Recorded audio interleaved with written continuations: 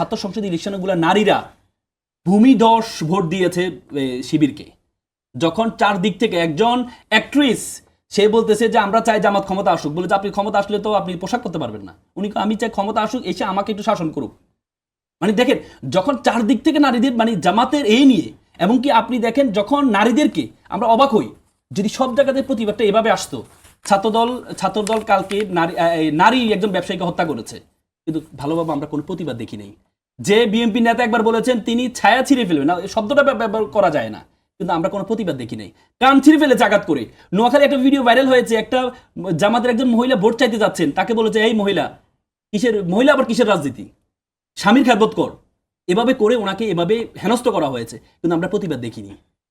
বলে কৃষ্ণ করলে লীলা খেলা, সীতা করলে দোষ, মানে ব্যাপারটা হয়ে যায় এমন। আপনি তো প্রতিবাদ শব্দকে করা উচিত। এ পর্যন্ত প্রায় 72 জায়গায় আক্রমণ হয়েছে নারীদের প্রতি, কিন্তু আমরা সেখানে প্রতিবাদ দেখিনি।